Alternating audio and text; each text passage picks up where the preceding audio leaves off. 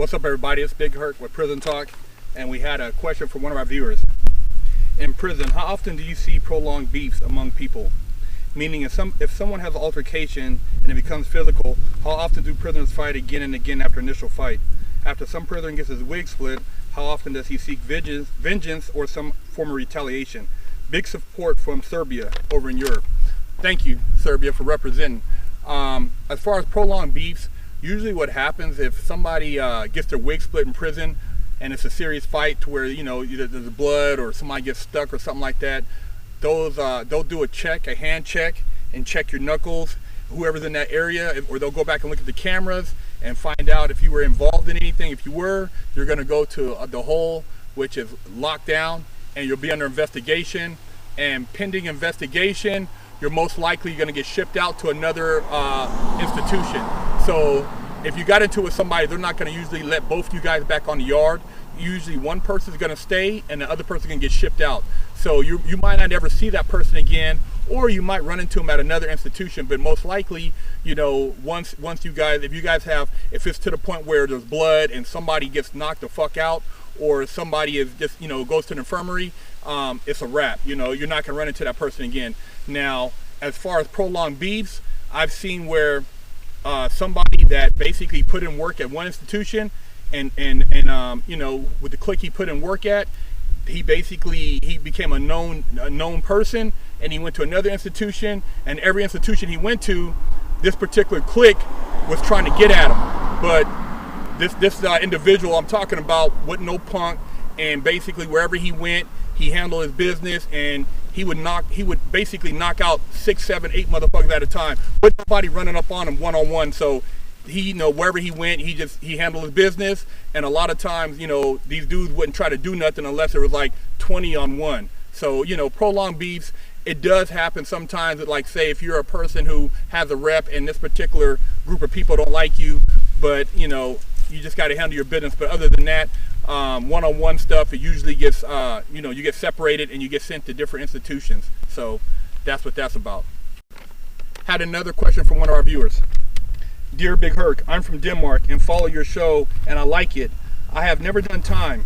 There's a Danish prison movie called R, which is based on true stories from both prison guards and inmates, so it is very realistic. In the movie, inmates use punishment called Morgen Cafe, which is morning coffee, in which oil and sucker is put into a boiler and boiled and then thrown into the face of a victim. This burned the face of the victim, scratches their skin of sheer pain. My question is, will other inmates step in to prevent someone from being sadistic?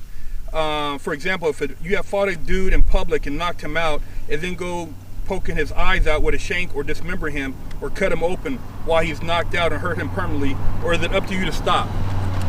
Well, basically, if you have a situation like that and you knock a motherfucker out, you know, you're gonna go ahead and keep it moving because you don't want to get caught.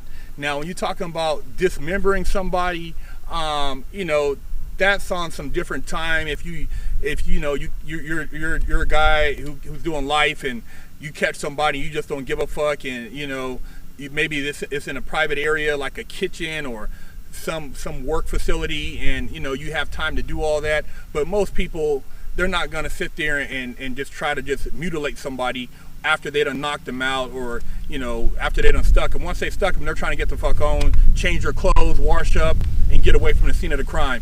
So you're not going to have somebody lingering by a crime scene trying to do extra shit. You know, it doesn't happen in prison.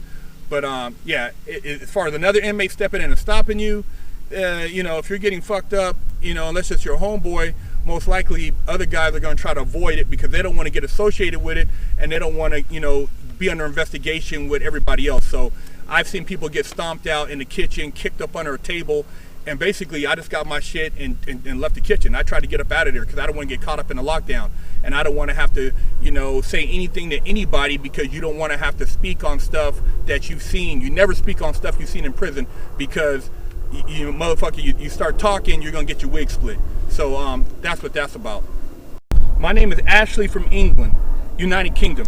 I've recently set up an organization that's prime focus is helping kids turning 16 who have left parents' homes in the government's care system or being released from young offenders institution. Many young people view going to prison as a badge of honor. And if they were to go as adults in prison, it's no big deal. What advice would you give those who have the attitude towards those statements?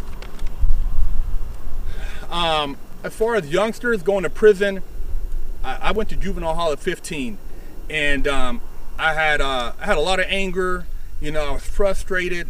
You know, I was trying to find find out my own identity. I was gang banging. I was representing the hood. I was just doing a lot of dumb shit. But I was a straight A student. I wasn't a dummy. You know, it wasn't like, you know, I was smoking weed or drinking. I didn't even do that stuff. I worked out. I played sports, but I sold drugs. I wanted to make money. And you know, before I did all that, I was skateboarding. I was BMXing. I actually had designed tennis shoes, and I sent the pictures into Nike. I sent some pictures into Adidas. I wrote them letters. I tried to do other things to make money. I wanted to be a professional skateboarder. I figured, hey, I could be like Tony Hawk or Steve Caballero, and I could get into Thrasher and come out my own skateboard. That didn't work. I tried to design shoes. I sent, you know, my designs into Nike and Adidas and I think Reebok, and you know, they sent me letters, but I never got anything from it. You know, I tried to come up with a clothing design. Had no support. I didn't have any entrepreneurs in my family. Everybody was just a 9-to-5 person, so they had no idea how to run their own business, how to support somebody trying to start their own business. So, you know, I didn't have any direction. If I would have maybe had a mentor or somebody talking to me about all these creative ideas I came up with, I would have maybe took a different approach in life. You know, I wouldn't have sold drugs. Maybe I would have kept focusing and went to like the Fashion Design Institute and focus on, you know, designing clothing, or maybe I would have stuck with skateboarding and now been one of the, you know, forefathers of skateboarding, as far as, because I was one of the only black skateboarders besides one of my homeboys in our neighborhood, you know what I mean? And I was skating half, you know, quarter pipe ramps. I was skating, you know, launch ramps. I was doing all that stuff, you know. I used to go to Embarcadero in San Francisco and skateboard. But anyways, I didn't pursue that stuff because I got caught up in the neighborhood stuff. And you know, I thought it was cool to sell drugs, you know, and the money was quick. And you know, I didn't have that, you know, I didn't have nobody. After a while, nobody wanted to help me buy a skateboard. You know, nobody wanted to help me get the stuff I needed to go and enter these different competitions. So I let it go, you know, I let it go. And I wish I wouldn't have let it go sometimes, because I really love that stuff, you know. But hey, you know, what I would tell these kids is find something you like to do and, you know, really put your heart into it. And try to connect with other people who support your vision, who support your dreams. And, you know, sometimes it might not be a family member. Sometimes it might be a friend of the family, or it might be, you know, a stranger that actually gives you the support you need. But, you know, think of other things. Going to prison, you know, it's not a badge of honor. You know, I wish I would have never went to prison. But now that I went, I can take that experience and share it with others. But ain't nothing cool about going to prison. And I wouldn't say, hey man, you know, it's a badge of honor, because a lot of people, once they go, they keep going.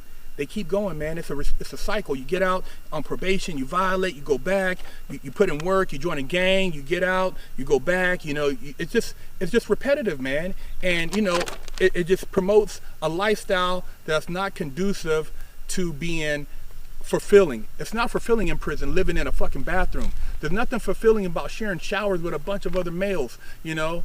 It's more fulfilling than being on the streets. So you youngsters out there in the United Kingdom and England, hey man, you know, Denmark, Serbia, all these different places, you know, leave that shit alone, man. You know, being a motherfucking gangster, it might be cool, as long as you don't get caught, but you get caught up, you go to prison, and then it's a whole nother story. But there's a lot of other things you can do. If you're a smart hustler, you could do smart legal hustles. Find those legal hustles, man, and you know, just work that area. You know, work your magic on the illegal stuff. You ain't got to be out there doing illegal shit. You know what I'm saying? And it ain't cool. So that's my take on that.